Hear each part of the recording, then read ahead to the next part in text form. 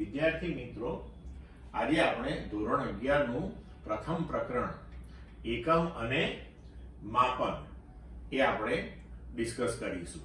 Right?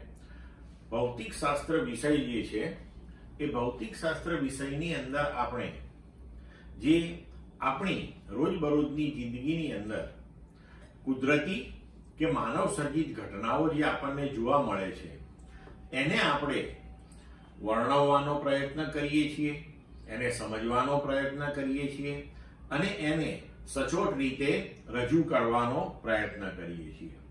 તો હવે આપણને પ્રશ્ન એ થાય કે જો આવી ભૌતિક ઘટનાઓ જે છે એને આપણે સચોટ રીતે વર્ણવવી હોય તો શું કરવું જોઈએ, કેવી રીતે વર્ણવી શકીએ, એના માટેની જરૂરિયાતો શું? તો કોઈ પણ ઘટનાને જો આપણે સચોટ રીતે વર્ણવવી હોય તો સૌથી પહેલા આપણે કોઈ ભૌતિક રાશિને એ ઘટના સાથે સાંકળવી પડે.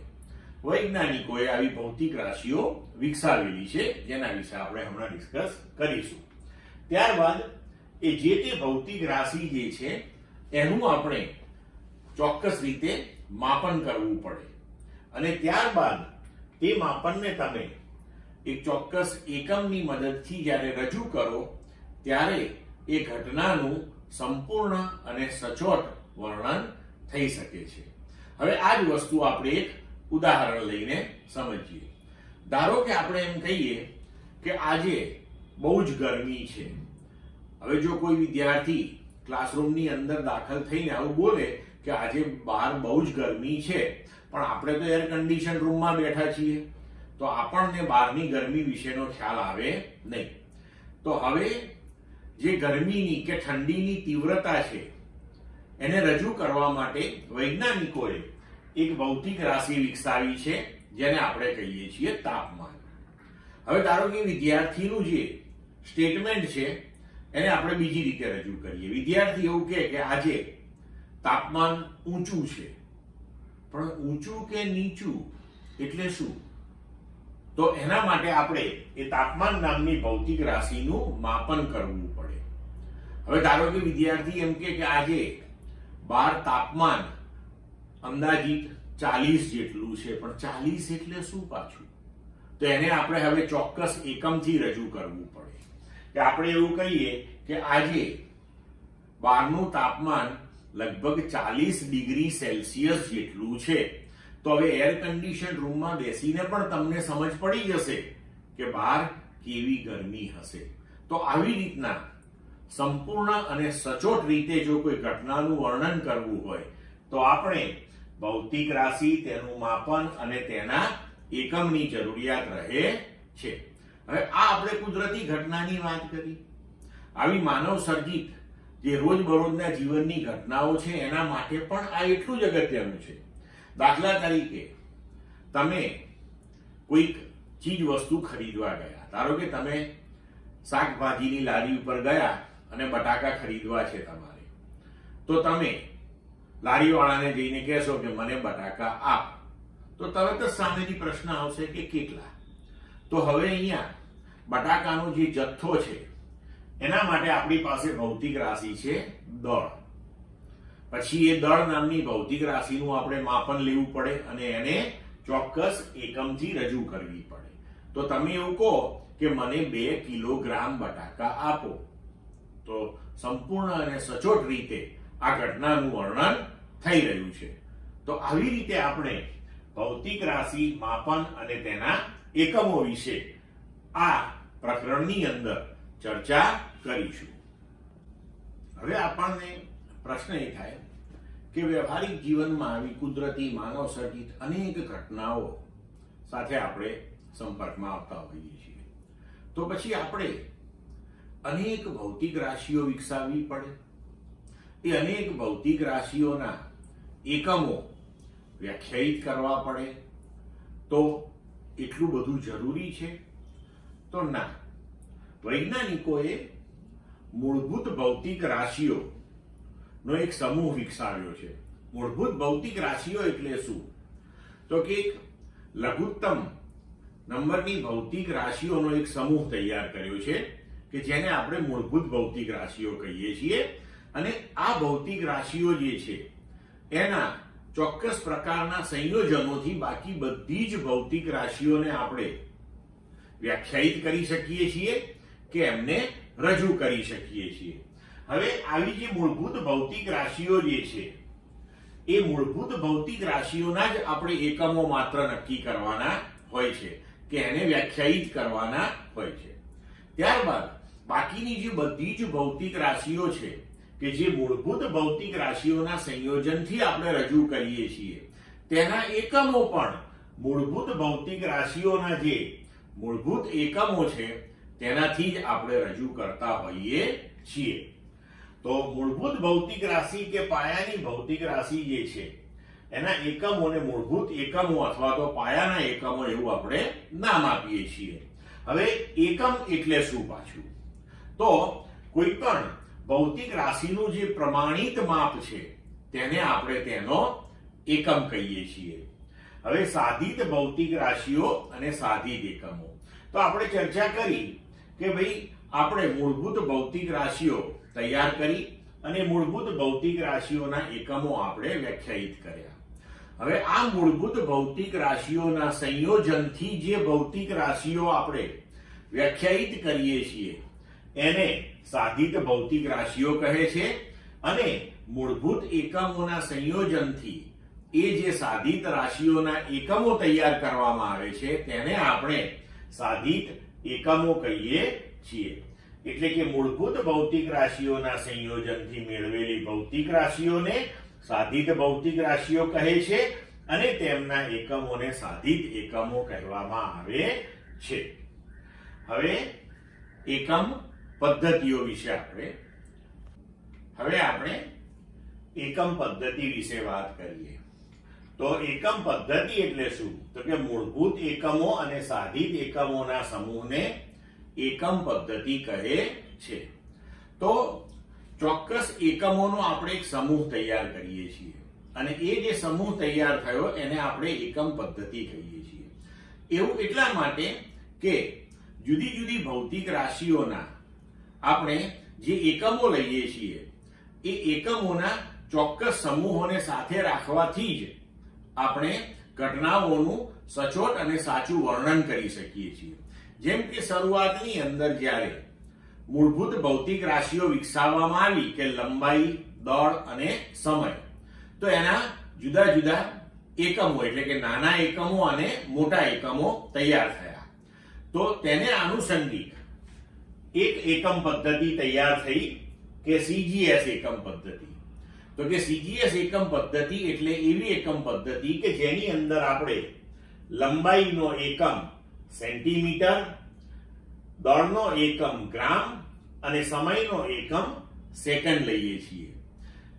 એ એટલા માટે આવું તૈયાર કરવામાં આવ્યું કે ધારો કે આપણે ભૌતિક શાસ્ત્રની અંદર કોઈ ઘટનાનું વર્ણન કરતા હોઈએ અને એની અંદર અથવા તો કોઈ પ્રોબ્લેમ સોલ્વિંગ કરતા હોઈએ અને એની અંદર જો આપણે લંબાઈ સેન્ટીમીટરમાં લીધી હોય તો ફરજિયાતપણે આપણે ત્યાં જો દળ આવતું હોય તો એને ગ્રામમાં જ લેવું પડે અને આ રીતે જો એકમો લઈએ તો જ આપણો જવાબ સંપૂર્ણપણે સાચો આવે.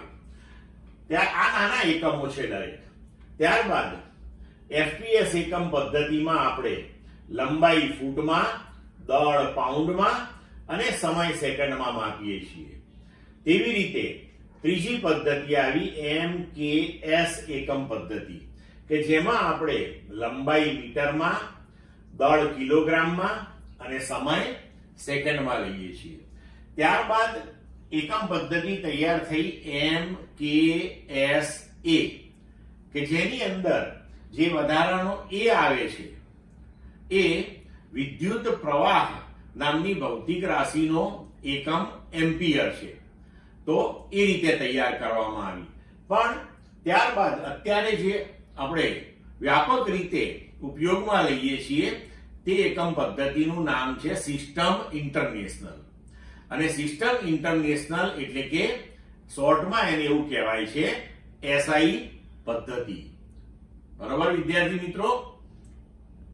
હવે આ જે SI એકમ પદ્ધતિ છે આપણી, તેની અંદર આપણે જે મૂળભૂત અને પૂરક ભૌતિક રાશિઓ અને એના જે એકમો લીધેલા છે એ આપણે જોઈએ.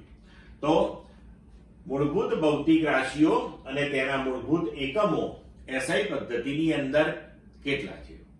તો એસઆઈ પદ્ધતિની અંદર આપણે 7 ભૌતિક રાશિઓને મૂળભૂત ભૌતિક રાશિઓ તરીકે સ્થાન આપેલું છે અને તેના 7 એકમોને આપણે વ્યાખ્યાયિત કરેલા છે. આ એકમોની વ્યાખ્યાઓ તમને ચોપડીમાં આપેલી છે, પણ એ વ્યાખ્યાઓ આપણા સિલેબસની અંદર નથી, માત્ર જાણકારી પૂરતી છે. હવે આ એસઆઈ પદ્ધતિની અંદર જે મૂળભૂત ભૌતિક રાશિઓ છે એ છે લંબાઈ, દળ, સમય, વિદ્યુત પ્રવાહ, થર્મોડાયનેમિક, તાપમાન, દ્રવ્યનો જથ્થો અને જ્યોતિ તીવ્રતા એટલે કે દીપ્તિ તીવ્રતા. હવે લંબાઈ જે છે તેના એકમનું નામ મીટર છે અને એને સ્મોલ m સંજ્ઞાથી દર્શાવવામાં આવે છે. દળનો એકમ એ કિલોગ્રામ છે, જેને સંજ્ઞાત્મક રીતે કેપિટલ K અને સ્મોલ g થી દર્શાવવામાં આવે છે. સમયનો એકમ સેકન્ડ, જેને સ્મોલ s થી દર્શાવીએ છીએ. વિદ્યુત પ્રવાહ એનો એકમ એમ્પિયર છે, જેને કેપિટલ A થી દર્શાવવામાં આવે છે. થર્મોડાયનેમિક તાપમાન જેનો એકમ કેલ્વિન છે, જેને કેપિટલ K થી દર્શાવવામાં આવે છે. દ્રવ્યનો જથ્થો એ મોલ છે એનો એકમ, અને એને MOL ત્રણેય સ્મોલ લેટરથી સંજ્ઞાત્મક રીતે રજૂ કરાય છે. જ્યોતિ તીવ્રતા તો એનો એકમ છે કેન્ડેલા, અને જેને સ્મોલ cd થી દર્શાવવામાં આવે છે. તમારે 11મા 12મા ધોરણની અંદર આ પ્રથમ 6 ભૌતિક રાશિઓ ભણવામાં આવશે. જ્યોતિ તીવ્રતા એનો એકમ એ ઉપરના ધોરણોની અંદર ભણવામાં આવે છે. હવે આ એસઆઈ એકમ પદ્ધતિની અંદર મૂળભૂત એકમોની સાથે સાથે કેટલાક પૂરક એકમો એટલે કે પૂરક ભૌતિક રાશિઓ પણ સમાવવામાં આવેલી છે. એમાંની 2 પૂરક ભૌતિક રાશિઓ અને એના 2 પૂરક એકમો આપણે અહીંયા ધ્યાનમાં લેવાના છે. તો પૂરક ભૌતિક રાશિઓ અને તેના પૂરક એકમો. તો પૂરક ભૌતિક રાશિઓ છે સમતલ કોણ, એના એકમનું નામ છે રેડિયન, અને તેને સંજ્ઞા સ્મોલ rad થી રજૂ કરાય છે. બીજી પૂરક ભૌતિક રાશિ છે ઘનકોણ. સ્ટીરેડિયન એનો એકમ છે અને જેને SR થી દર્શાવાય છે. પૂરક ભૌતિક રાશિઓ જે છે સમતલ કોણ, તો એને d થીટા અથવા તો થીટા અથવા તો ફાઈ આવી સંજ્ઞાઓથી દર્શાવાય છે. અને ઘનકોણ એને આપણે d ઓમેગા અથવા તો ઘણી વખત એકલો ઓમેગા પણ લખવામાં આવે છે. હવે આ ભૌતિક રાશિઓને આપણે થોડીક ડિટેલમાં સમજીએ. પહેલા આપણે હવે સમતલ કોણ સમજીએ. તો સમતલ કોણ કોને કહે છે? તો વર્તુળ પરના ચાપ અને વર્તુળની ત્રિજ્યાના ગુણોત્તરને સમતલ કોણ કહેવામાં આવે છે. સમતલ કોણનો એસઆઈ એકમ એ આપણે અહીંયા જોયું રેડિયન છે.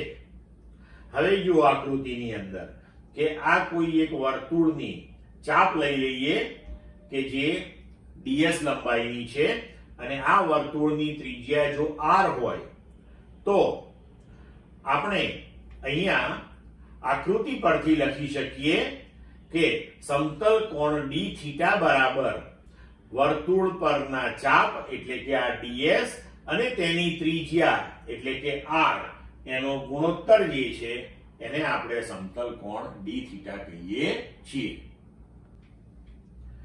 હવે વર્તુળની ત્રિજ્યા જેટલી લંબાઈના ચાપે વર્તુળના કેન્દ્ર સાથે આંતરેલા સમતલ કોણને 1 રેડિયન કહે છે. અહીંયા આપણે વ્યવહારની અંદર ખૂણાનો એક એકમ લઈએ છીએ કે જે આપણે ડિગ્રી લઈએ છીએ. ડિગ્રી, મિનિટ, સેકન્ડ એ પણ એકમ તરીકે આપણે ઉપયોગમાં લઈએ છીએ. પણ આપણે અહીંયા કહ્યું છે કે એસઆઈ એકમ પદ્ધતિની અંદર સમતલ કોણનો એકમ રેડિયન છે. એટલે તમને જ્યારે પણ કોઈ પણ એક્ઝામ્પલની અંદર જો ખૂણો ડિગ્રી કે મિનિટ કે સેકન્ડમાં આપ્યો હોય તો ફરજિયાતપણે તમારે એને પહેલા રેડિયનમાં ફેરવવો પડે અને રેડિયનમાં ફેરવ્યા પછી એ મૂલ્ય જો તમે સમીકરણની અંદર મૂકશો ત્યારે જ તમને સાચો જવાબ મળશે, નહીતર જવાબ ખોટો આવશે. હવે ડિગ્રીને રેડિયનમાં ફેરવવા માટે નો આપણી પાસે સંબંધ છે કે 180 ડિગ્રી બરાબર પાઈ રેડિયન, તો 1 ડિગ્રી બરાબર કેટલા રેડિયન? તો આના પરથી આપણે લખી શકીએ કે 1 ડિગ્રી બરાબર પાઈ બાય 180 રેડિયન થશે. હવે બીજી પૂરક ભૌતિક રાશિ જોઈએ આપણે, ઘનકોણ. તો ગોળાના પૃષ્ઠ પરના ક્ષેત્રફળ એ ગોળાએ કેન્દ્ર સાથે આંતરેલો જે કોણ છે એને ઘનકોણ કહેવામાં આવે છે. ઘનકોણનો એસઆઈ એકમ સ્ટીરેડિયન છે. હવે આકૃતિમાં જુઓ કે આપણે કોઈ ગોળાની સપાટી પરનું એક ક્ષેત્રફળ BA જેટલું ધારી લઈએ તો આ ક્ષેત્રફળે ગોળાના કેન્દ્ર પાસે જે ખૂણો અહીંયા આંતર્યો છે તેને આપણે ઘનકોણ કહીશું. ધારો કે ગોળાની ત્રિજ્યા R છે, તો હવે આકૃતિ પરથી આપણે લખી શકીએ કે ઘનકોણ બરાબર આંતરેલું ક્ષેત્રફળ અને ભાગ્યા ત્રિજ્યાનો વર્ગ, જેનો એકમ છે સ્ટીરેડિયન. 1 મીટર ત્રિજ્યાના ગોળાના પૃષ્ઠ પરના એકમ ક્ષેત્રફળ વડે ગોળાના કેન્દ્ર સાથે આંતરતા ત્રિપારિમાણિક કોણને એક સ્ટીરેડિયન કહે છે. એટલે કે આપણે સ્ટીરેડિયનની અહીંયા વ્યાખ્યા તૈયાર કરી. હવે